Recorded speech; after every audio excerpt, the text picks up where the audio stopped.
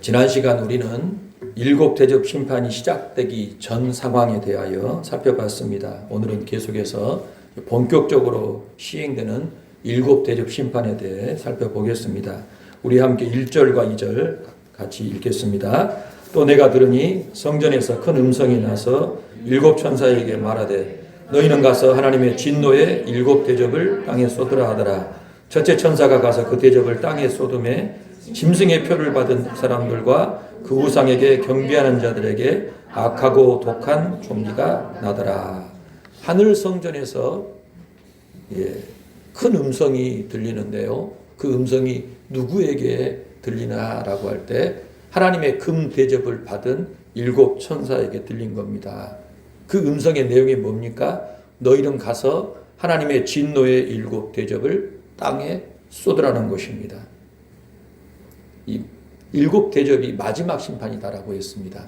세상에 임할 하나님의 마지막 진노가 담겨 있는 이 최후의 심판이 일곱 대접인데 하나님께서 일곱 대접을 가지고 있는 천사에게 이제 쏟아라 그렇게 명령하신 거예요.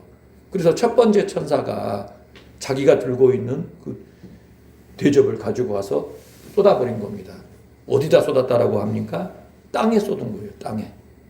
이 땅에 딱 쏟아버리니까 어떤 일이 발생했는가?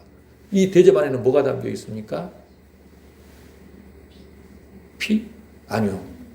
성경대로 얘기하면 진노가 담겨 있어요. 누구의 진노가? 하나님의 진노, 하나님의 분노. 하나님의 분노가 꽉 담겨 있는데 그 분노가 7가지로 표현되고 있어요. 그래서 첫 번째 그 진노를 담은 대접을 쏟아버리니까 그 진노가 땅에 쏟아지는데요. 어떤 일이 발생합니까? 짐승의 표를 받은 사람들과 그 우상에게 경배한 사람들에게 악하고 독한 종기가 났다라고 얘기합니다. 땅에 쏟아진 그 진노가 누구에게 임한 거예요? 짐승의 표를 받은 자. 우리가 앞에서 배웠지요. 사람은 두 종류밖에 없어요. 결국에는요. 하나님의 인을 받든지 하나님의 표를 받든지 아니면 짐승의 표를 받든지. 이 짐승은 마귀가 내놓은 짐승이잖아요. 그래서 하나님의 표를 받지 않는 사람은 결국에는요, 이 짐승의 표를 받고 하나님을 대적하는 길을 가게 되는데 하나님께서는 그 짐승의 표를 받고 짐승에게 경배하는 자, 숭배하는 자에 대하여 심히 진노하신 겁니다. 그래서 땅에 진노를 쏟으셔서 그들에게 악하고 독한 종기가 이 몸에서 터져 나오게 한 겁니다. 그래서 악하고 독한 종기는 누구에게 지금 나타나고 있어요? 짐승의 표를 받은 자, 짐승에게 경배한 자. 하나님이 아닌 그 짐승의 표 경배자, 그들에게 임하게 된 것입니다. 악하고 독한 종기, 이 뭘까? 우리가 종기 조그만한 것 정도로 생각을 하겠지만 욥기를 한번 봐볼까요? 욥기서 보시기 바랍니다. 자, 같이 한번 읽어봅시다. 사탄이 여호와께 대답하여 이르되 가죽으로 가죽을 바꾸오니 사람이 그의 모든 소유물로 자기 생명을 바꾸올지라. 이제 주의 손을 펴서 그의 뼈와 살을 치소서. 그리하시면 틀림없이 주를 향하여 욕하지 않겠나이까? 여호와께서 사탄에게 이르시되 내가 그를 내 손에 맡기노라. 다만 그의 생명은 해하지 말지니라. 사탄이 이에 여호와 앞에서 물러가서 욥을 쳐서 그의 발바닥에서 정수리까지 종기가 나게 한지라. 욥이 제 가운데 앉아서 질그릇 조각을 가져다가 몸을 긁고 있더니. 욥이 하나님이 허락하신 그 고난을 받고도 원망을 안 해요. 하나님이 주셨으니 취해가셔도 괜찮습니다라고 고백을 한 겁니다. 어마어마한 고난입니다. 소유물을 다 뺏겼어요. 자식까지도. 그런데도 불구하고 욥은 하나님을 원망하지 않아요. 그리고서 사탄이 하나님 앞에 다시 와가지고 뭐라고 합니까? 가죽으로 가죽 바꾼 겁니다. 소유물하고 자기 생명을 바꾼 것에 불과합니다.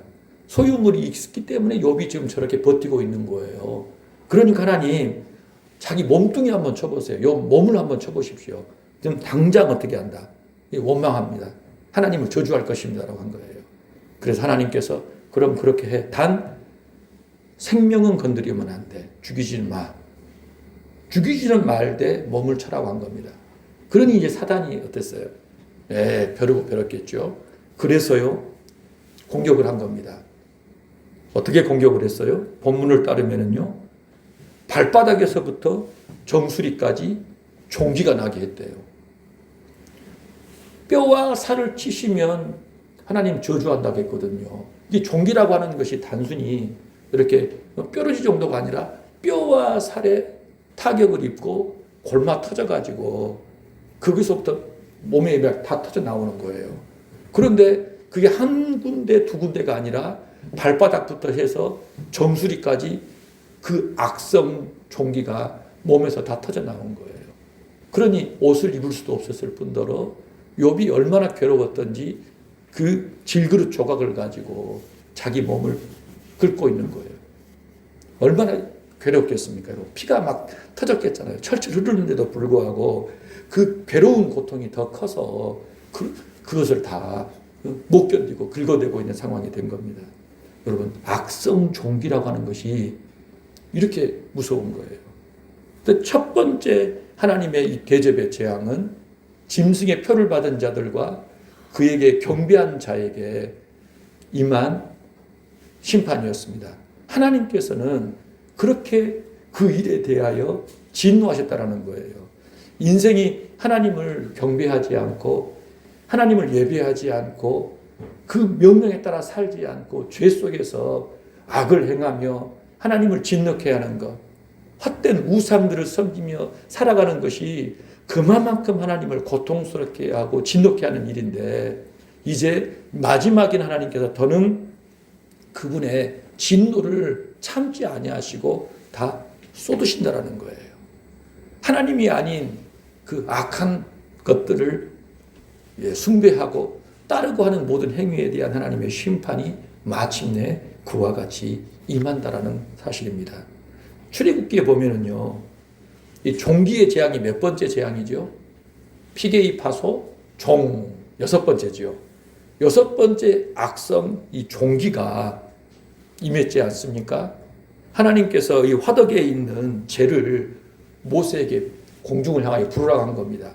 그러면은 종기가 임한답니다.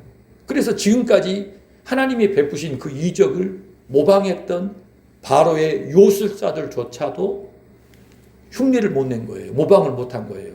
그들도 종기에 걸려가지고 모세 앞에 서 있지도 못할 지경이 된 겁니다. 그래서 애굽의 모든 이 사람들 가축까지 종기로 고통을 겪게 했다는 거예요.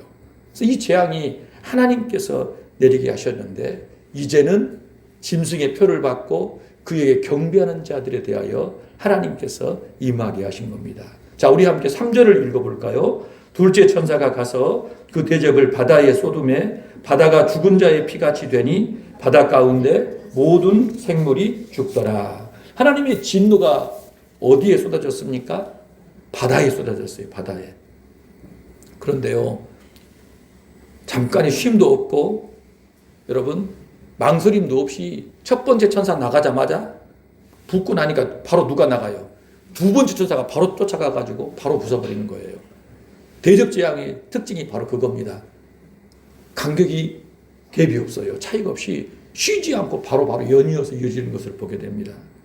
여러분, 성경이 증언하는 바가 뭐냐면요, 땅이 어디서 나왔다라고 하죠? 물에서 나왔다라고 합니다. 물.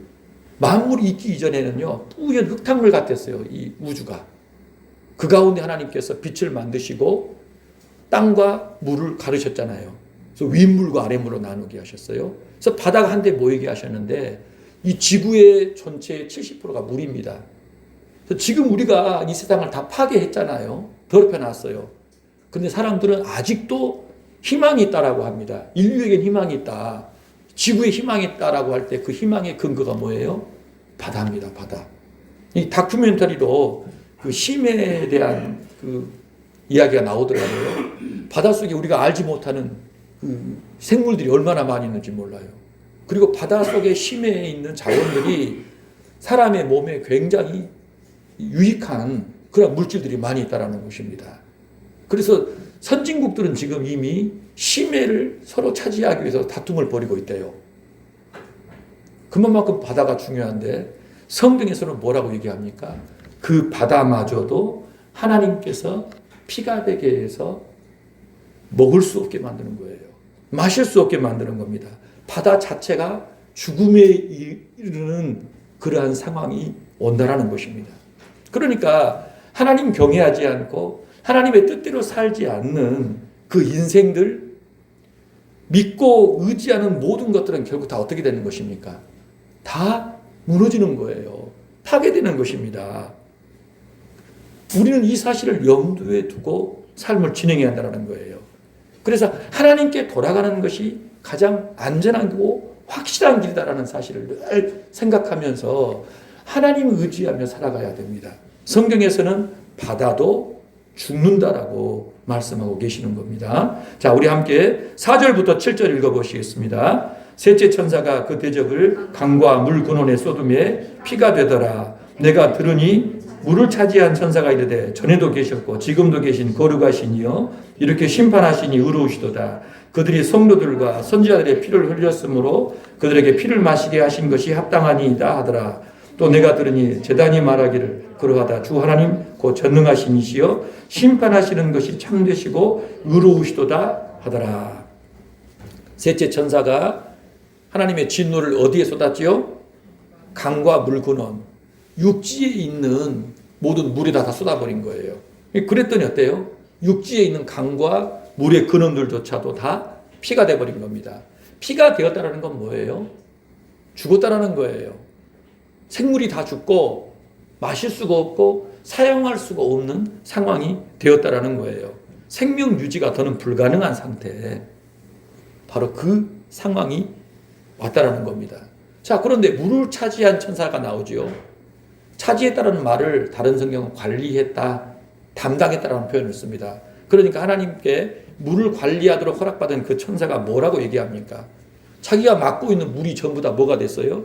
피가 돼버렸어요. 죽어버렸어요. 그걸 보고서 그 천사가 뭐라고 고백합니까?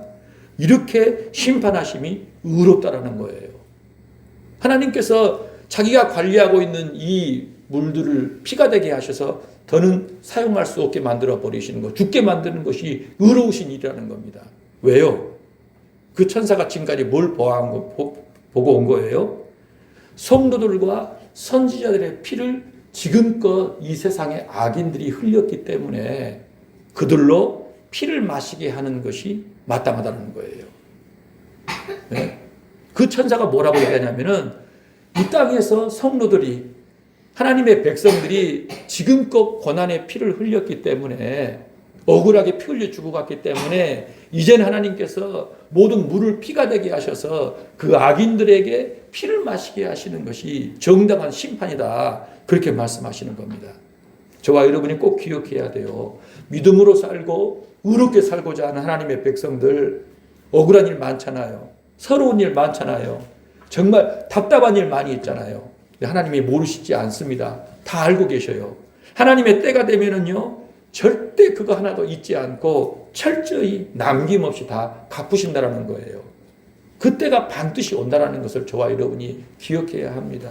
그래서 마음속에 막 억울해서 분해가지고 막 바들바들 떨 때가 있잖아요. 그래서 내가 어떻게 갚을 길이 없잖아요. 복수할 길이 없잖아요. 막 치가 떨린다고 하잖아요. 그러한 일들이 있다 이 말이에요. 하나님을 기억하시길 바라요.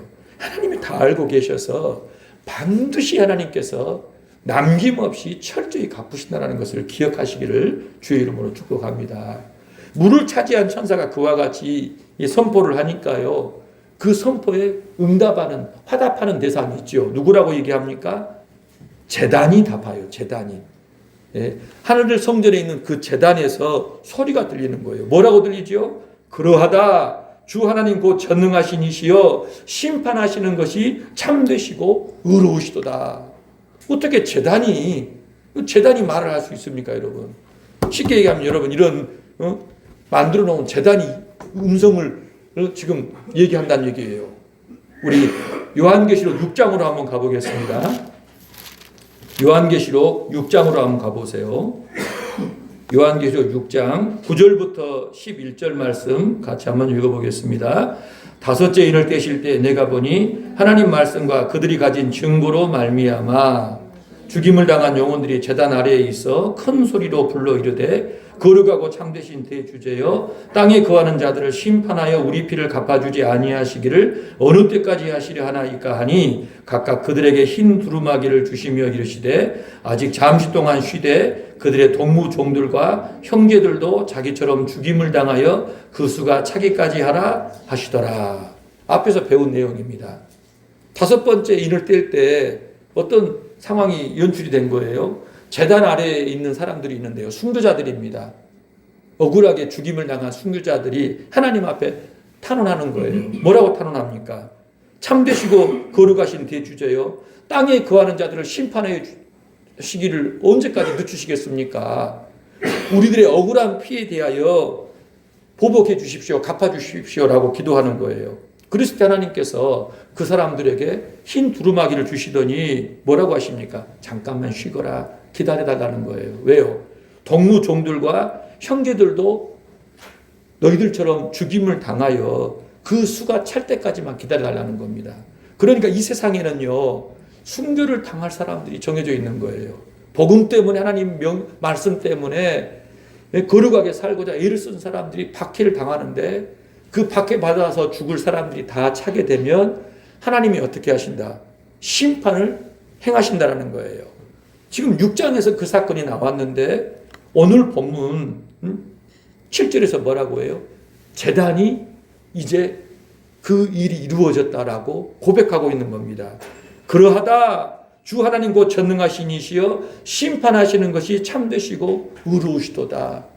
제단이 순교자들의 모든 기도를 듣고 있더니 이제 그 제단이 하나님께서 쏟으시는 진노의 재앙의 모습들을 보고서 하나님 앞에 영광을 돌리고 있는 것입니다.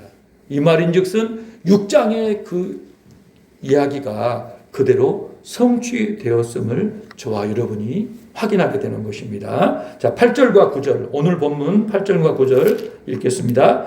넷째 천사가 그 대접을 해에 쏟음에 해가 권세를 받아 불로 사람들을 태우니 사람들이 크게 태워진지라. 이 재앙들을 행하는 권세를 가지신 하나님의 이름을 비방하며 또 회개하지 아니하고 주께 영광을 돌리지 아니하더라. 네 번째, 하나님의 진노가 어디에 쏟아졌습니까? 태양에 쏟아진 겁니다. LA에서 산불이 났잖아요. 그래서 유명한 인사들, 할리우드 인사들이 사는 집이 싹 전소가 돼버렸어요. 몇 집 남고. 근데 지금 그 산불이 아직도 안 꺼지고 타고 있대요. 지금 우리 뉴스에 안 나오잖아요. 근데 지금도 그 불이 타고 있다는 거예요. 요즘 우리가 몰라서 그러는데요. 산불이 생기면은 몇 달이 기본이랍니다. 지금도 불타고 있어요. 우리 김광호 목사님한테 한번 가끔씩 전화하는데 산불 괜찮아요? 했더니 목사님 일상입니다. 서부 쪽에서는 산불이 계속 난대. 지금도 불타고 있대. 피난 간 사람도 있고 그런 사람도 있는데 이쪽은 괜찮으니까 산다고. 산불이 일상인데 그 산불이 그저 산불이 아니에요, 여러분. 어마어마한 그 영역에서 일어나는 불인데 그게 당연한 것으로 여겨지는 세상이 되어버렸습니다. 여러분, 이 태양과 지구와의 거리가 기가 막히게 적정하지 않습니까? 더 가면 뜨거워 탓하고 멀어지면 추워서 못 사는데 하나님께서 이 적정의 거리 속에서 자전과 공조를 진행하게 하셨어요. 그렇지요? 이 지구가 23.5도 기울어가지고 돌므로써 사계절이 연출이 되고 1년 12달이 진행이 되잖아요. 기가 막힌 겁니다. 태양이 가지고 있는 그 에너지가 어마어마하지 않습니까? 그 불이. 근데 너무 가까이 와버리게 되면 다 타져 죽게 되는데 적정한 거리 속에 하나님께서 그 불마저도 조절하셔서 지구에 좋은 환경을 허락하신 거예요. 그런데 여러분, 이게 영원하지가 않습니다. 영원하지가 않아요. 태양이요, 권세를 받아서 이제 불을 쏟아낸답니다. 지금까지 해왔던 방식의 태양열이 아니라 감당할 길 없는 이 열을 이 지구에 쏟아내니까 사람들이 태워 죽는 그런 일까지 발생하게 된다라는 거예요. 야, 이런 일이 있을까? 우리는 지금 피부적으로 경험하고 있어요. 뭐 지구 온난화를 비롯한 여러 가지 이야기를 하잖아요. 근데 앞으로 상황은 더 힘들어질 겁니다. 어려워질 것이 뻔해요. 왜? 이 세상의 죄가 관영했고 하나님의 진노는 쌓이고 있고 마침내 하나님께서 그 진노를 다 쏟으신다라고 할 때에는 더는 살 수 없는 상황이 반드시 온다라는 거예요.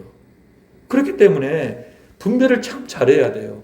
내가 지금 발을 딛고 살아가는 이 세상이 영원하다, 영원하지 않다.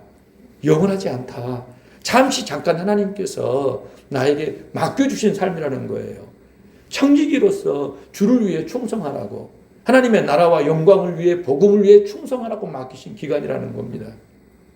아까 공부할 때 잠깐 얘기했습니다마는 곽 권사님이 독감 걸리셔서 병원에 입원하셨어요. 그래서 응급실에 갔는데요. 지금 이제 권사님 말씀처럼 주사 맞으니까 몇 시간 지나니까 다 나아지셨는데, 응급실에 어느 할아버지 한 분이 오셨어요. 심정지가 오셨대요. 심정지가 오셔가지고 가족들이 둘러 있는데 못 깨어나셔요. 가족들은 막 정신없이 막 전화하고 그런 상황인데 결국에는요 덮어지셔가지고 장례식장으로 가시더라고요. 야, 누군가의 이 명절에 이런 일이 다양하게 발생하고 있구나. 다시는 일어나지 말아야 될 비행기 사고가 또 나고 있지 않습니까? 여러분, 이 세상은 영원하지 않아요. 정신 바짝 차리셔야 합니다. 하나님이 우리에게 지금 호흡을 불어 넣으셔 유지케 하셔서 이 땅에서 우리가 사명 감당하며 살아가고 있는 거예요. 그런데 그런 거 저런 것 없이 영원할 것처럼, 내가 준 행복이 영원할 것처럼 착각하며 살면 안 된다는 것입니다. 하나님이 주셨기 때문에 하나님의 영광을 위하여 하나님께 주신 그 의도와 목적을 분별해서 우리에게 주신 시간들을 잘 살아야 될 줄로 믿습니다. 자, 우리 10절, 11절 같이 한번 읽어볼까요? 또 다섯째 천사가 그 대접을 짐승의 왕좌에 쏟으니 그 나라가 곧 어두워지며 사람들이 아파서 자기 혀를 깨물고 아픈 것과 종기로 말미암아 하늘의 하나님을 비방하고 그들의 행위를 회개하지 아니하더라. 하나님의 진노를 짐승의 왕좌에 쏟아버리셨어요. 그랬더니 그 나라가 어두워지더니요, 그 나라 백성들이 아파가지고 자기 혀를 깨물 정도로 괴로워합니다. 얼마나 아프면, 얼마나 고통스러우면 혀를 깨물을까요? 제가 20대 때 치통을 한번 알아본 적이 있거든요. 갑자기 방에 있는데 이 치아가 있잖아요. 쏙쏙거리더니, 와, 정말 거짓말 안 하고 제가 떼굴떼굴 굴렀습니다. 이게 아파가지고. 그리고 있는지 없는지 막 생각나는 모든 일 다 회개했어요. 하나님 잘못했어요. 용서해 주세요. 막 너무 괴로우니까 내가 지금 뭐 잘못해서 이랬나 막 어쨌나 막 하면서 결국 치아 발치를 했었는데요. 지금 짐승의 왕자에 쏟아진 이 진노, 여러분 이 치통만 할까요? 비교 불가합니다. 자기 혀를 깨물어 보고 싶을 정도로 고통스러워하는 거예요. 이러한 일들이 발생하는데 재밌는 게 뭡니까, 여러분? 혀를 깨물고 싶을 정도로 아픈 것과 종기로 말미암아 사람들이 어떻게 했어요? 치통으로 저는 회개를 했다고 했잖아요. 사람들은 어떻게 해요? 하늘의 하나님을 비방하고 그들의 행위를 회개하지 않더라. 여러분, 해가 사람들을 태워 죽이는 상황이 되는데 사람들이 어떻게 했어요?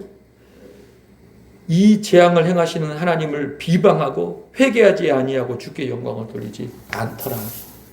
대접 재앙이 쏟아질 때 보이는 사람들의 반응이 뭡니까? 죽을 만큼의 고통을 느껴도 뭐 하지 않는다? 회개하지 않는다. 오히려 뭘 비방한다?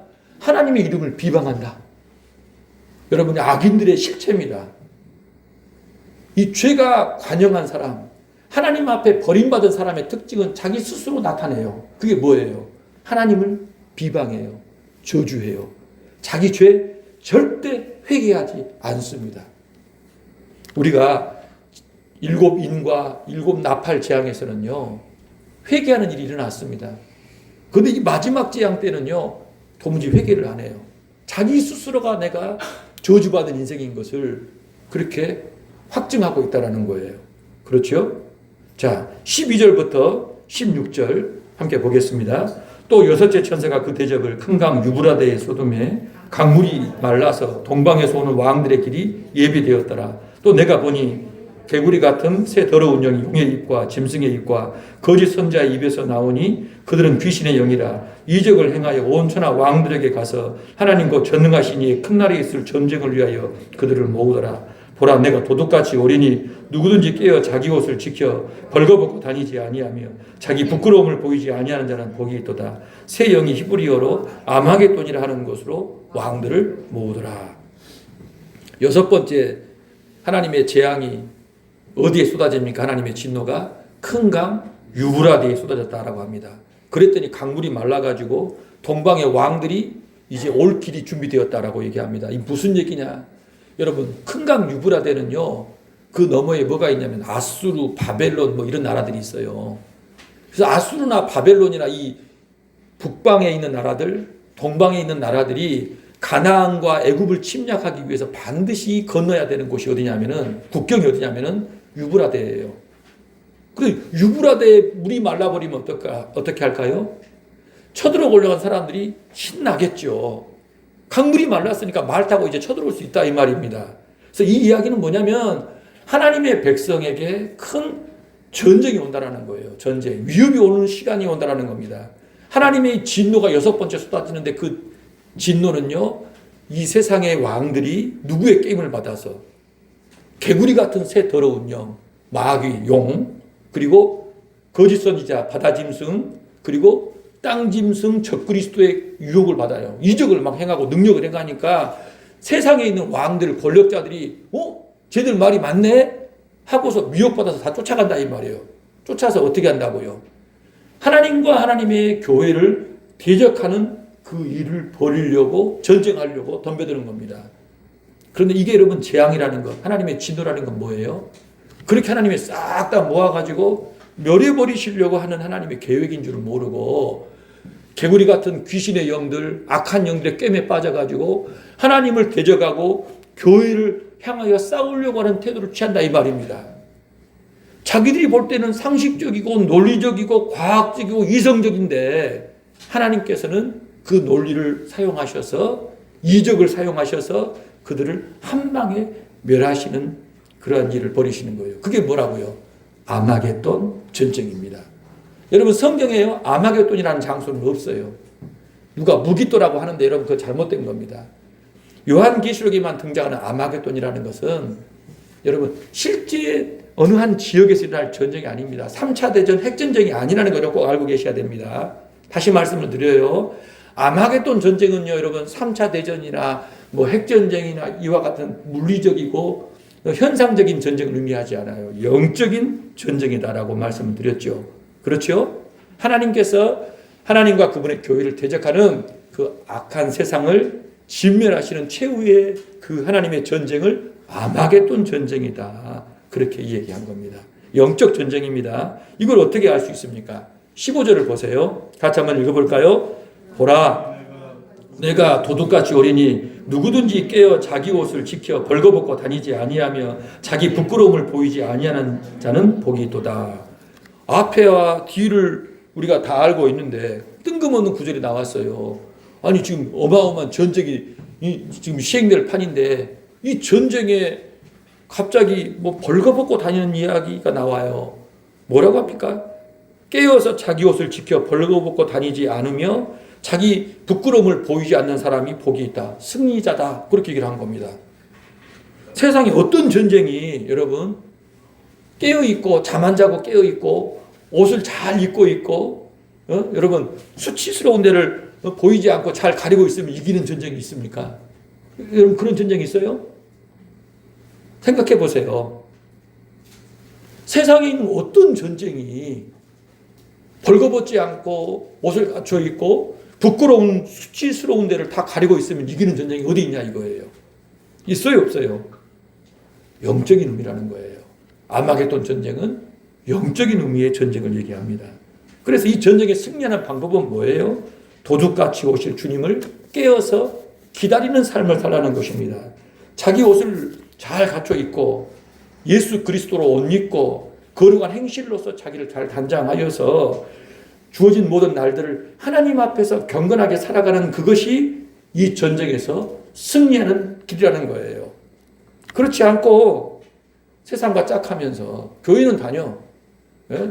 겉은 그리스도인이라고 하는데 그 속에 있는 내용, 가치들은 하나님과는 전혀 상관이 없는 세상에 맞춰서 살아가는 사람이라면 여러분 아무리 좋은 옷을 입고 좋은 집에 살고 좋은 것을 먹어도 그 사람은 뭡니까? 영적 전쟁에서 패한 사람입니다. 아멘? 아마겟돈 전쟁은 영적인 전쟁이에요. 어린 양의 신부로 자기 자신을 단장하는 사람만이 이 전쟁에서 승리할 수 있습니다. 세상에서 그리스도인들이 순교할 수 있어요? 없어요? 있습니다. 순교를 당할 수 있어요. 직장을 뺏길 수도 있고요. 학업을 더는 진행할 수도 없을 수 있고 이루 말할 수 없는 온갖 수치와 모욕을 다 당할 수 있습니다. 그런데 여러분 내가 예수님 믿기 때문에 당하는 그 수치와 모욕과 고통과 순교 여러분 그게 실패입니까? 전쟁에서 지는 것입니까? 성경은 그렇게 얘기하지 않아요. 그 어떤 상황 중에도 자기 믿음을 굳게 지키고 주님의 신부로서 그 순교를 간직하고 보존하는 그것이 믿음을 지킨 것이고 전쟁에서 승리한 것이다라고 말씀하고 있는 거예요. 아멘. 그러니까 예수 믿는 사람들이 생각을 달리해야 해요.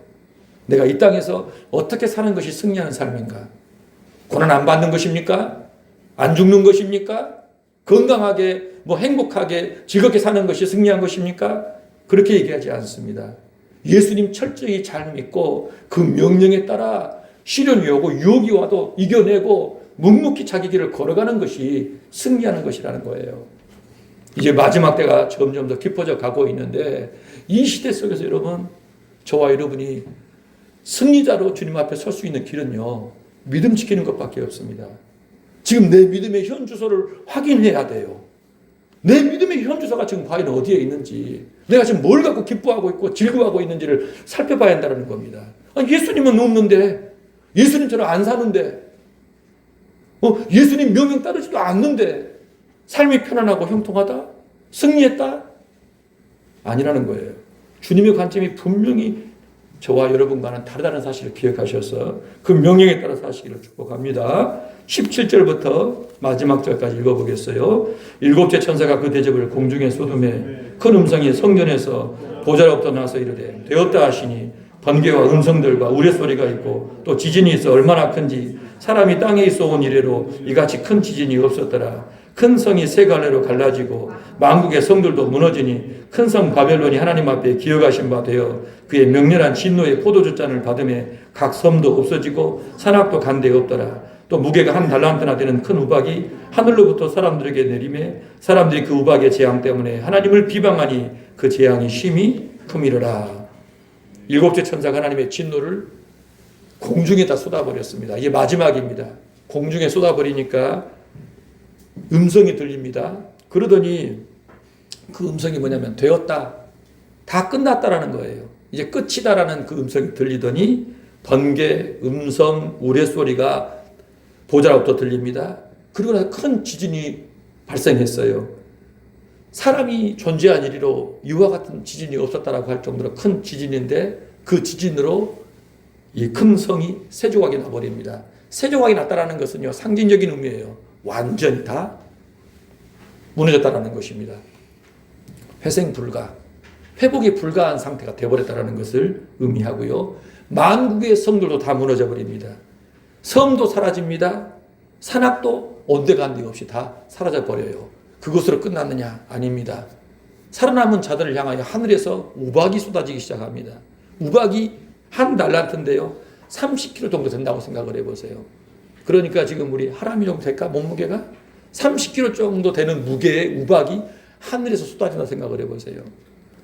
예, 과학자들이 여러분 우주 지금 대기권에요 폐기물들이 많대요. 인공위성 폐기물들이 굉장히 많대요. 10,000개가 넘는답니다. 근데 이게 뭐냐면 이 폐기물 나사 하나가요 대기권 하나 들어오게 되면 이게 폭탄이 된대요. 어마어마한 속도에 의해 가지고 이게 재앙이 된답니다. 그런데 이 대기권을 둘러싸고 있는 이 폐기물이 다 쏟아진다 생각을 해보세요. 무시무시하겠죠.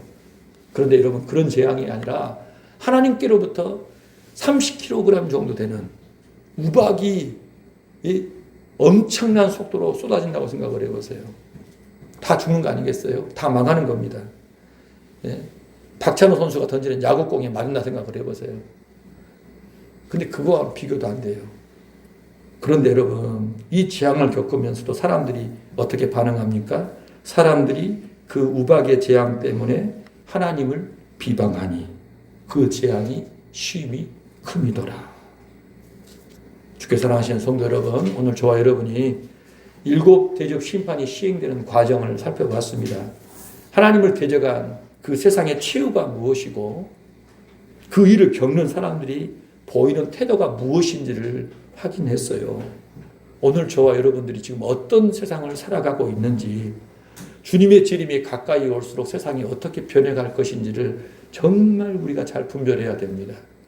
이 주어진 이 모든 시간 속에서 오직 믿음으로 살기로, 예수 믿음 분명하게 하고 예수님께서 요구하시고 명령하신 그 명령 순종하여 살아가는 길밖에 없다라는 것. 소망을 땅에 두면 안 됩니다. 하늘에 둬야 합니다. 소망을 사람에게 두면 안 됩니다. 하나님께 둬야 한다는 거예요. 하늘과 하나님께 둬야만이 우리가 영원한 안식에 참여할 수 있다는 사실을 꼭 기억하시기를 주의 이름으로 축복합니다. 함께 15절 말씀 읽고 마치겠습니다. 내가 도둑같이 오리니 누구든지 깨어 자기 옷을 지켜 벌거벗고 다니지 아니하며 자기 부끄러움을 보이지 아니하는 자는 복이 있도다. 아멘. 이 말씀 따라 순종하시는 이 한 주간과 남은 삶 되시기를 주의 이름으로 축복합니다.